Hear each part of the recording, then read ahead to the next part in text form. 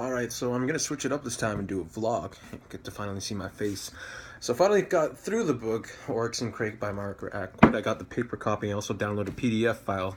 The PDF is for mainly on the go, and I use this for some of the quotes I need to search up.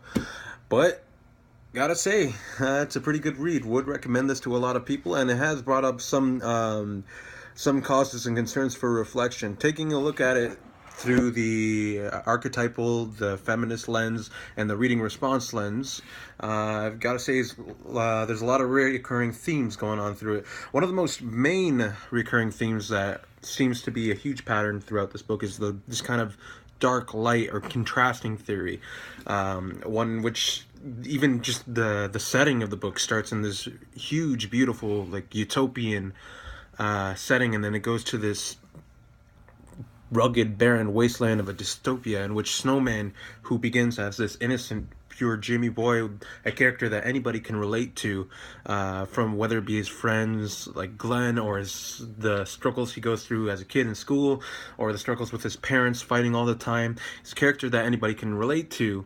And then he goes from this pure innocent child to this like rugged, corrupted person after he's been through a lot, experienced through a lot. It's just this idea of going back and forth, even between the characters, between Oryx, who is this innocent girl, this kind of symbol of motherhood and being polite and nice, and then Crake, who becomes this corrupt, evil scientist of a almost villainous of a person, causes for major disaster in the book.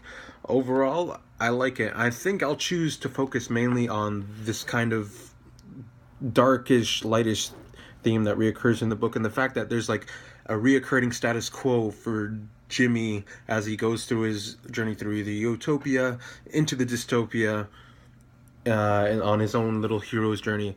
Another aspect, major aspect, I think, would be the feminist, looking at it through a feminist lens, because there's a lot of things that aren't necessarily in the favor. Let's just say this book doesn't appeal to womanhood all that. It doesn't do feminism all that justly. There's a lot of examples, especially with the pornography going on, in which there's objectification and women aren't treated fairly. So I think I choose to focus on those two when it comes to my portfolios later on.